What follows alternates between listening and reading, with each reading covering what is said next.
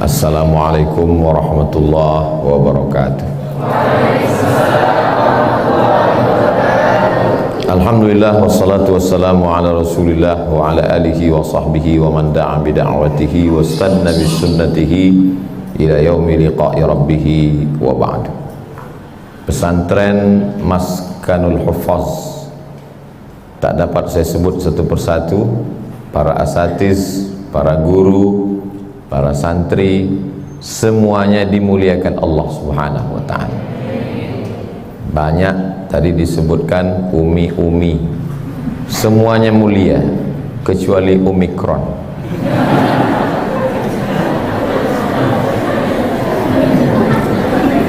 Ada seorang tampil di televisi di siang bulan Ramadan, lalu dia ambil air minum. Kata dia, wahai rakyatku, marilah kita sama-sama minum di siang Ramadan, karena puasa itu hanya melemahkan badan, merendahkan etos kerja, dan mengurangi produktivitas. Nama laki-laki itu adalah Borkeba, nama negaranya Tunisia. Bagi dia puasa itu hanya membuat orang lemas sehingga pabrik-pabrik tidak berproduksi. Maka mari kita makan bersama-sama. Sekularisasi merajalela di Tunisia.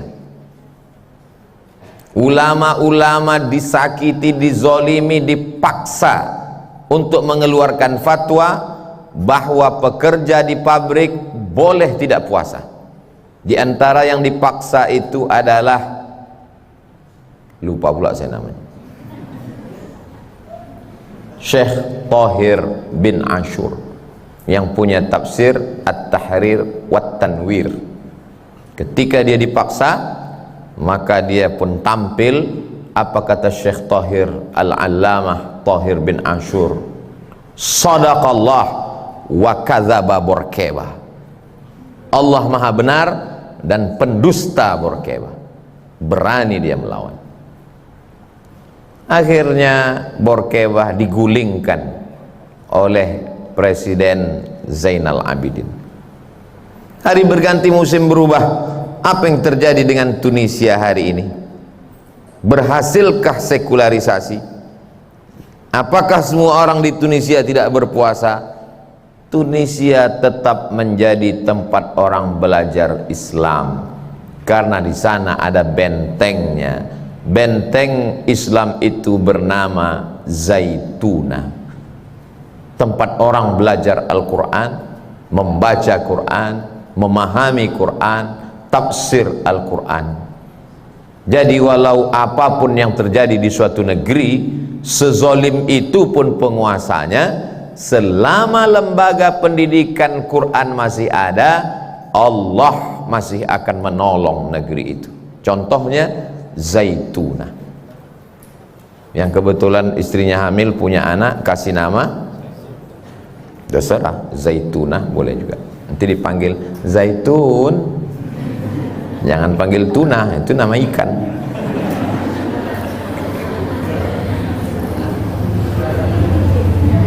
Yang kedua, negara ini dikuasai oleh Uni Soviet. Presiden terakhirnya Gorbachev. Ada yang mengatakan Gorbachev itu orang Bandung, nama aslinya Cecep Gorbachev.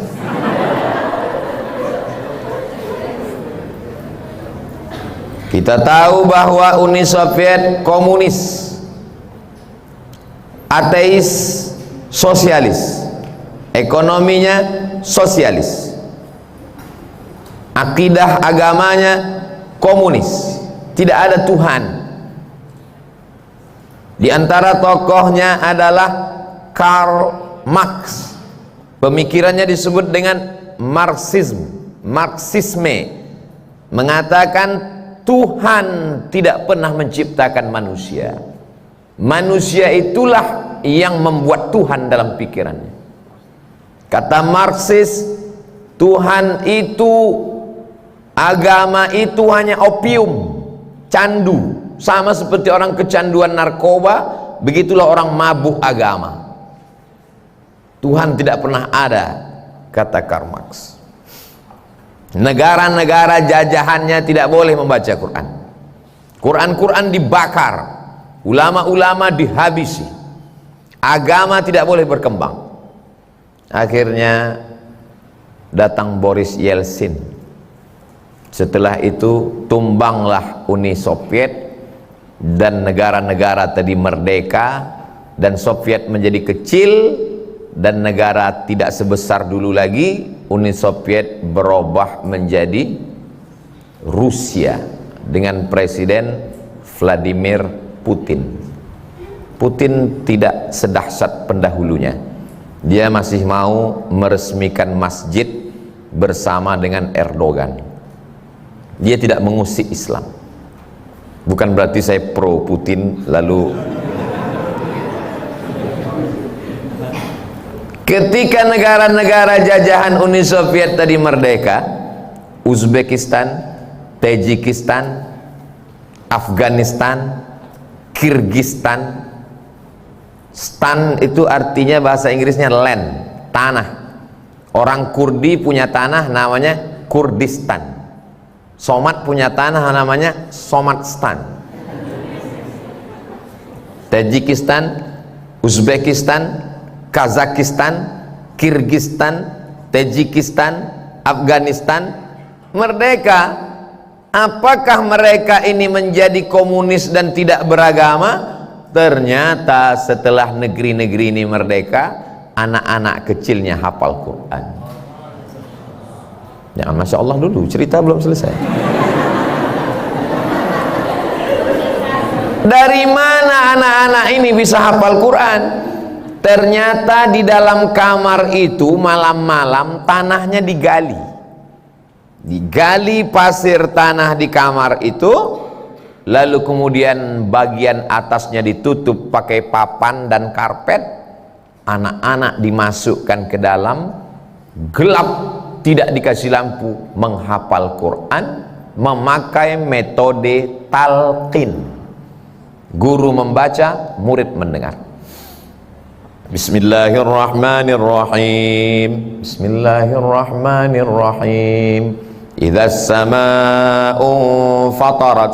Idzas samaa'u fatarat. Wa idzal kawakibu tatharat. Wa idzal kawakibu tatharat. Wa idzal biharu fujjirat. Tidak melihat Quran tapi hafal Al-Quran. Gelap. Di tengah gelap itulah anak-anak itu menghafal Quran. Ketika tentara-tentara Uni Soviet datang, mereka diam, mereka sepi, mereka sunyi. Saat tentara tertidur malam, di malam itulah mereka mendidik anak-anak bertahajud dan menghafal Al-Quran. Terbukti janji Allah, inna nahnu nazzalna dzikra wa inna lahu lahafizun. Akhirnya apa yang terjadi? Begitu dideklarasikan negara pecah, Uni Soviet tumbang, berdiri Rusia, dan negara-negara kecil ini merdeka. Al-Quran sudah bangkit.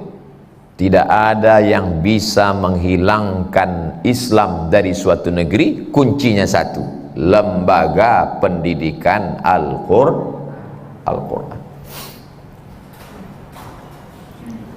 Lalu kemudian ada seorang namanya Ataturk. Azan tidak boleh pakai bahasa Arab. Semua perkumpulan-perkumpulan pengajian dibubarkan. Masjid Hagia Sophia dirubah menjadi museum. Salat, berdoa tidak boleh pakai bahasa Arab, pakai bahasa Turki. Saya tidak bisa membayangkan seandainya kita mendapat musibah seperti itu, lalu pemimpin mengatakan tidak boleh azan pakai bahasa Arab. Oh, bagaimana bunyi azan kita? Allah,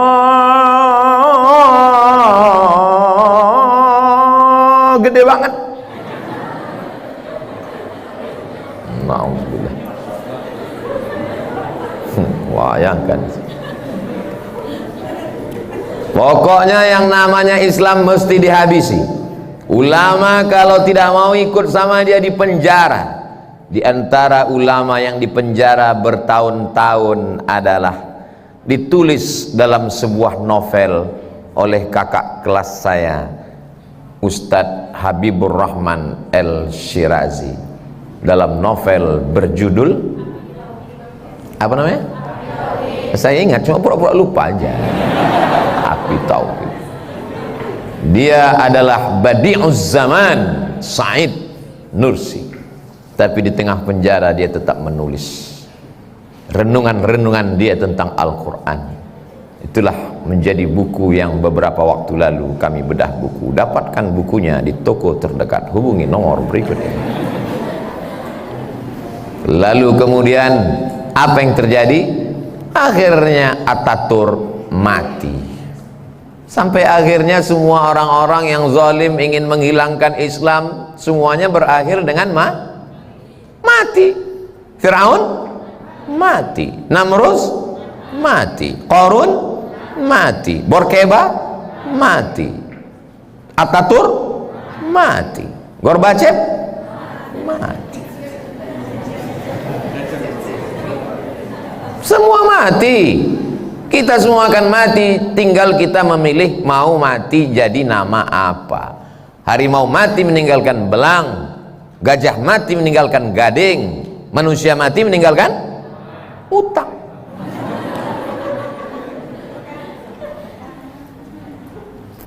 Azan pakai bahasa Turki, berdoa tidak boleh bahasa Arab, tempat orang berkumpul ramai-ramai ditutup, Masjid Hagia Sophia menjadi museum.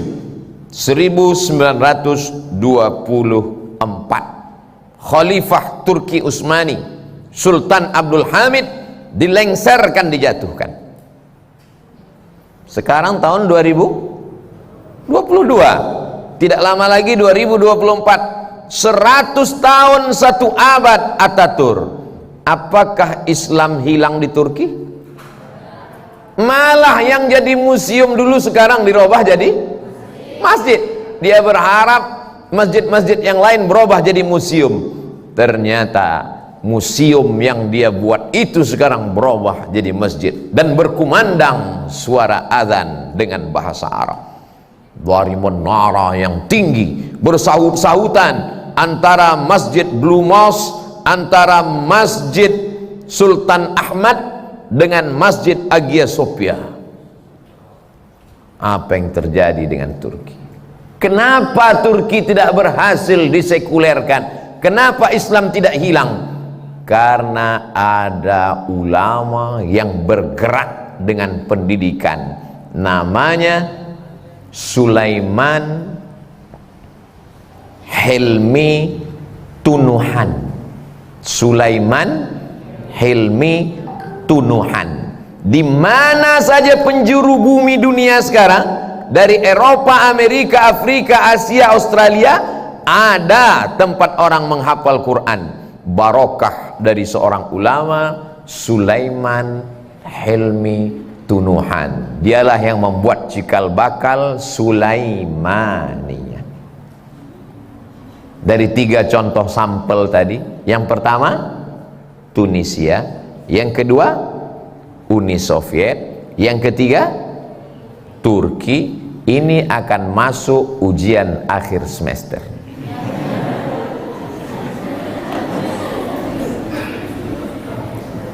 Kesimpulannya adalah jangan takut dengan penguasa yang zalim.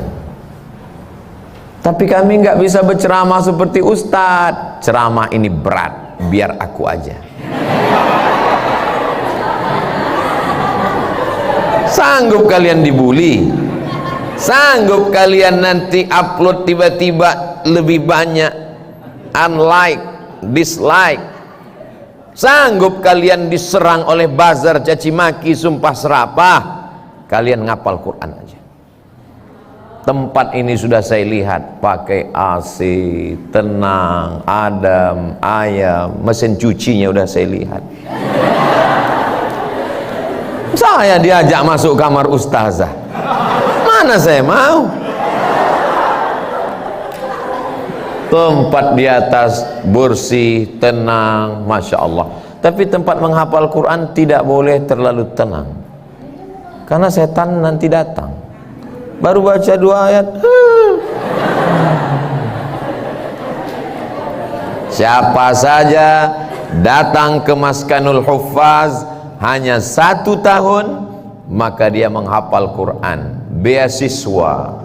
Kita doakan para donatur kita rezekinya lancar, suami istri soleh solehah, anak-anaknya menjadi keluarga sakinah mawaddah warahmah. Jangan sampai suami donatur ini dilarikan oleh pelakor. Ini yang dikhawatirkan ibu-ibu sekarang. Masya Allah, tabarakallah, apa yang dilakukan oleh Ustazah Oki beserta suami dan keluarga, 10% dari pendapatan beliau untuk sodakoh, wakaf, infak di Maskanul Huffaz. Dan sekarang sudah berdiri di Padang, di Medan, di Batam. Sudah lihat cabang-cabangnya. Hari berganti, musim berubah, zaman bertukar. Insya Allah di masa akan datang seluruh penjuru dunia ini ada Maskanul Huffaz. Dan kalianlah yang akan menjadi duta-duta Maskanul Huffaz. Ada pimpinan Maskanul Huffaz cabang London, ada Maskanul Huffaz cabang Paris, ada Maskanul Huffaz cabang Zimbabwe. Kenapa tak diaminkan? Semua ini bumi Allah, semua ini hamba Allah. Al-Quran mesti disampaikan. Wa idza quri'al Quran, kalau Quran dibacakan, fastami'u lahu, dengar baik-baik, wa ansitu, diam, la'allakum turhamun. Mendengarnya aja turun rahmat, mendengarnya aja datang rahmat, mendengarnya aja melanggengkan rahmat, apalagi menghafal dan mengajarkannya. Di antara kita di seluruh negeri ini, siapa yang paling mulia? Kalau yang dikatakan mulia itu adalah gubernur, bupati, wali kota, presiden, mulianya cuma 10 tahun. Setelah itu turun, kecuali amandemen, kecuali perpanjangan. Yang mulia di antara kita adalah khairukum man ta'allamal Qur'an wa 'allamahu. Yang paling mulia adalah orang yang belajar Quran dan mengajarkan Al-Quran. Maka orang yang paling beruntung adalah adik-adik sekalian. Sini masuk, hafal Quran, 1 tahun selesai, kalian dicari oleh orang untuk pengabdian. Semua di negeri ini nanti akan buka rumah Quran, buka tahfiz Quran, Maskanul Huffaz, bebas kalian kemanapun pergi. Tapi kalian juga mesti jaga orang sekeliling kalian. Kalian penghafal Quran, jangan kalian cari suami anak hantu. Carilah yang mensupport, yang kira-kira membuat Al-Quran kalian terjaga dan terpelihara. Mudah-mudahan suami kalian orang-orang soleh. Jangan sampai kalian dilarangnya mengulang Al-Quran. Apa kau dari tadi ngaji aja? Emang aku setan? Memang iya setan. Nah, ini penting. Ustazah Oki punya suami yang soleh, mensupport. Ini disupportnya dakwah, akhirnya berkembang pesat. Coba kalau dapat suami nggak support, aku mau berdakwah, jangan, selangkah keluar dari sini, neraka jahanam tempatnya. Tapi ketika dia support dakwah, dia support Maskanul Huffaz, ini penting. Hari ini kalian tersenyum dan tertawa. Tapi kalau sampai kalian dapat suami Fir'aun, Mas Fir, aku mau storan ya, jangan store. Buka jilbabmu yang panjang. Aku tidak suka melihat kamu pakai jilbab panjang. Aku mau kamu jadi orang yang rambutnya 3 warna, merah, kuning, kelabu. Aku tidak suka melihat kamu nggak pakai make up. Aku mau kamu pakai make up, tebalnya 2 inci. Ini nampaknya simple, sederhana, tapi ini penting. Supaya apa? Karena kalian bukan perempuan biasa. Kalian perempuan luar biasa yang di dalam kepala kalian 30 juz Al-Quran. Waktu juga yang memisahkan kita. Ustadz Somad bicara cuman 20 menit. Setelah itu nanti ada tanya jawab 20 menit. Jangan kemana-mana, kita akan lanjutkan setelah yang satu ini. Itu yang dapat saya sampaikan. Berikutnya saya kembalikan ke moderator. Katanya tadi ada dialog tanya jawab 20 menit. Terima kasih. Wassalamualaikum warahmatullahi wabarakatuh.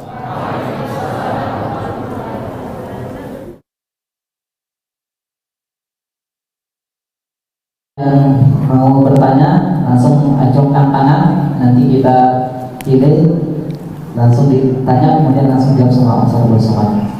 Silakan dari Akhwan dulu.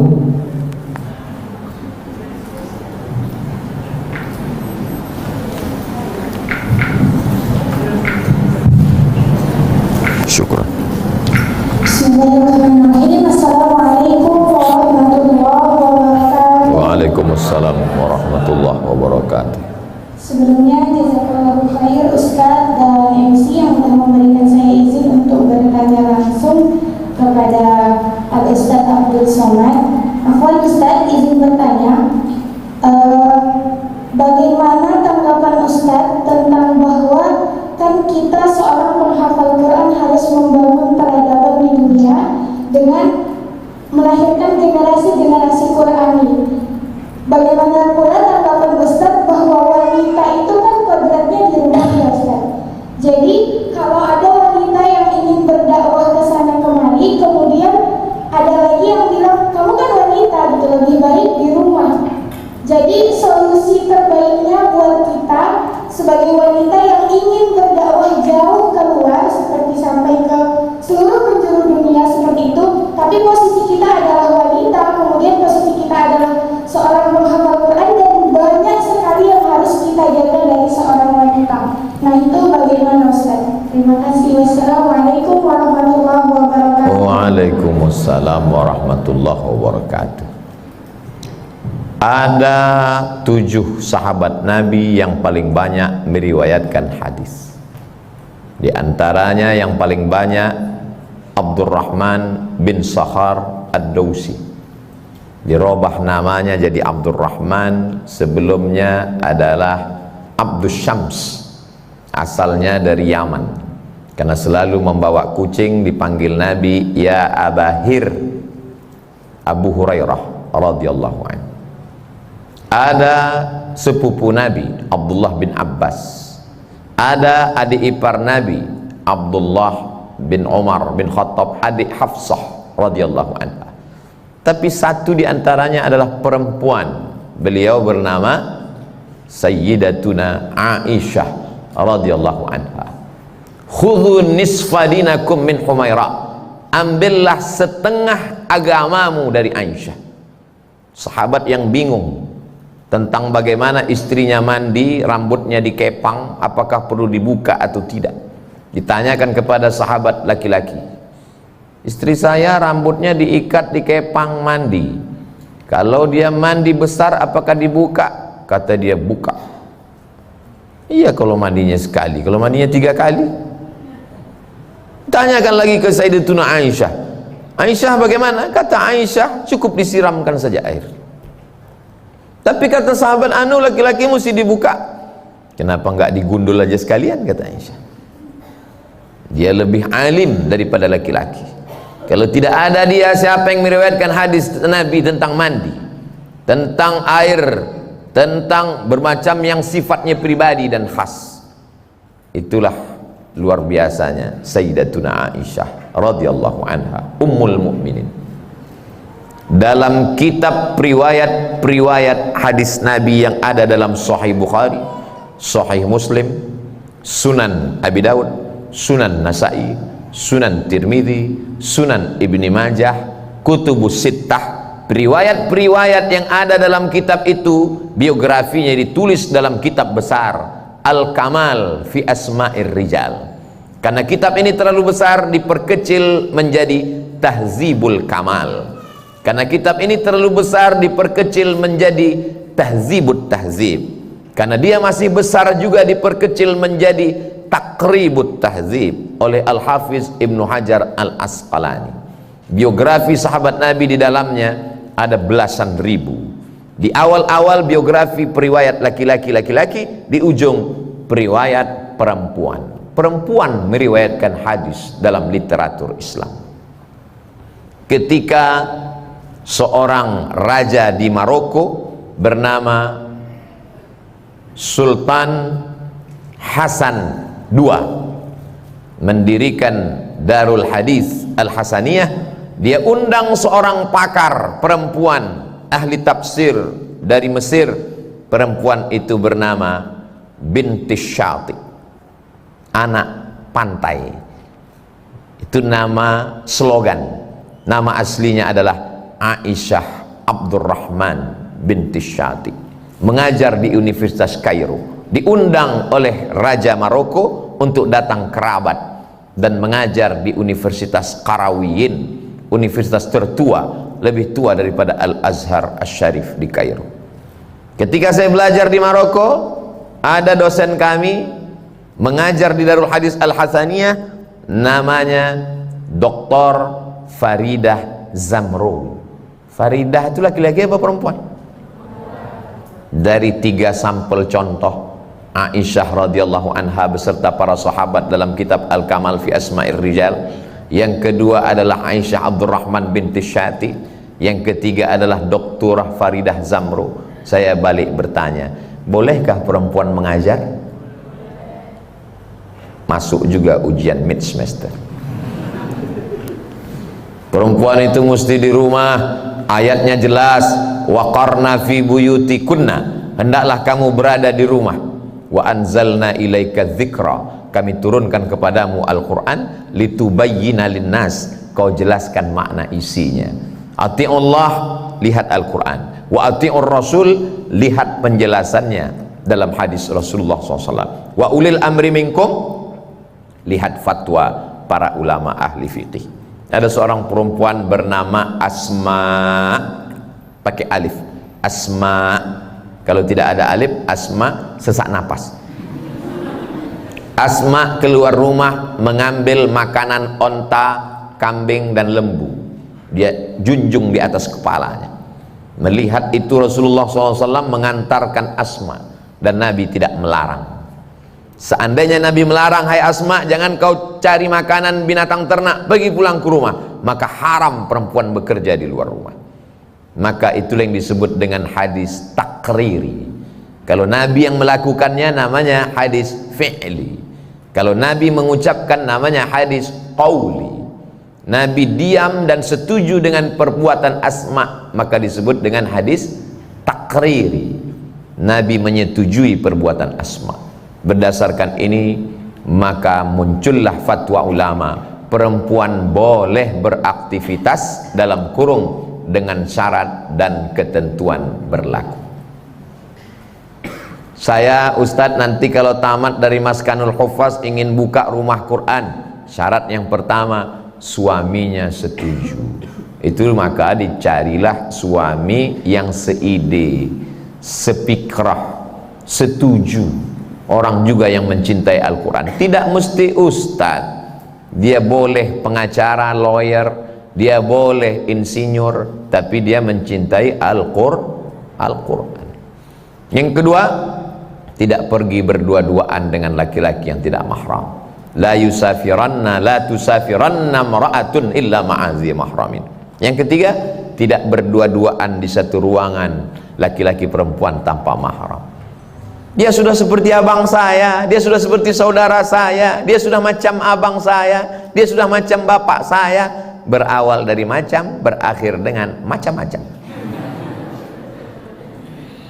Jadi perempuan boleh beraktivitas, silakan mengajar, silakan. Tapi insya Allah saya berharap kalau adik-adik perempuan, maka buatlah maskanul huffaz khusus perempuan. Kalau ada santri laki-laki yang mengajar, carikan ustaz laki-laki. Adik-adik yang laki-laki buka maskanul huffaz, rumah tahfiz Quran, pondok tahfiz Quran lil banin laki-laki. Untuk yang perempuan carikan guru perempuan, karena fitnah setan tidak meninggalkan ustaz. Apakah ustazah juga digoda setan? Ya. Setan yang menggoda ustaz juga. Namanya ustaz setan. Setan tidak pernah berhenti menggoda. Jangan sampai kita merusak nama baik Al-Quran. Demikian. Wallahu a'lam bishawab.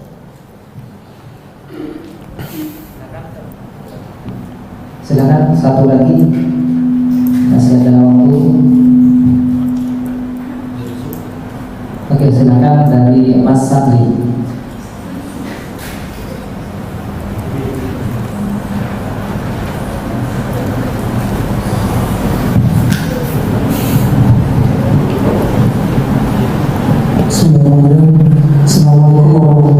Waalaikumsalam warahmatullahi wabarakatuh. Pertama sekali mengucapkan seluruh santri yang sempurna atas kedatangan Ustaz. Yang kedua kami mengucapkan barakallah atas kelahiran putra tercintanya, mudah-mudahan menjadi ahli Quran. Amin, amin. Ustaz, izinkan yang bertanya, sebenarnya siapakah ahli Quran itu? Apakah menghafal Al-Quran 30 juz? Atau apakah orang yang selalu hidup bersama Al-Quran, membaca Al-Quran 5 juz? Atau orang yang mengajarkan Al-Quran meskipun tidak hafal 30 juz? Atau orang yang selalu berjuang berdakwah menjalankan dakwah Al-Quran? Itu saja Ustaz. Assalamualaikum warahmatullahi wabarakatuh. Waalaikumsalam warahmatullahi wabarakatuh. Wa idza quri'al Qur'an, kalau dibacakan Al-Quran, fastami'u lahu, dengar baik-baik, wa ansitu, diam, la'allakum turhamun. Level yang paling rendah mendengar, berawal dari mendengar. Naik ke level yang kedua, iqra'ul Qur'an fa innahu ya'ti yaumal qiyamati syafi'an li ashabi. Level yang kedua membaca. Faqra'u ma tayassara minal Qur'an, membaca. La aqulu alif lam mim harf, alif harf, lam harf, wal mim harf, walikulli harfin asyru amsalihah. 10 huruf untuk satu kebaikan, satu huruf dibalas 10 kebaikan. Jadi adik-adik di sini mengulang hafalan satu hari itu banyak sekali. Tapi ini baru level 2. Level yang ketiga, afala yatadabbarunal Qur'an am ala qulubin aqfaluha, mentadabbur, memahami makna Al-Quran. Jangan berhenti pada satu tangga, mesti naik, mendengar, membaca, memahami, di atas. Khairukum man ta'allamal Quran wa 'allama. Kami ini Pak Ustadz, gubernur, bupati, wali kota, menteri, presiden, direktur BUMN, kami tidak hafal Quran. Bantu rumah Al-Quran, keluarkan APBD untuk para penghafal Quran, mudahkan urusan orang yang menghafal Quran dengan kekuasaanmu. Kami ini Pak Ustadz tidak hafal Quran, tapi bisnis lancar. Uangmu untuk menolong, menjadi bapak ibu asuh para penghafal Quran.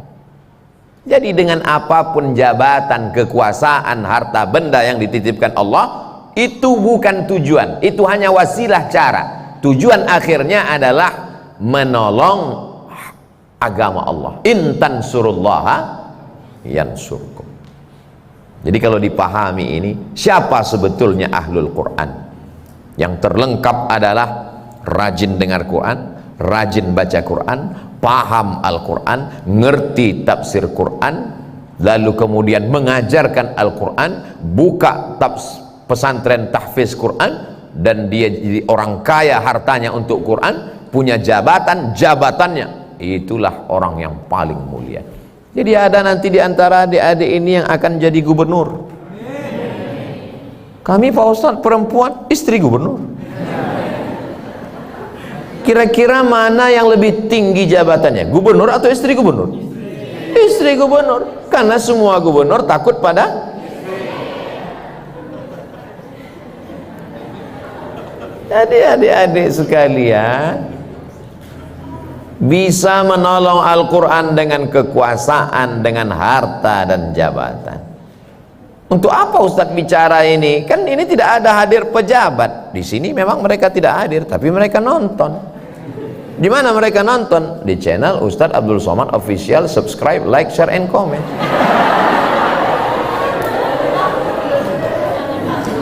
Ya, demikian.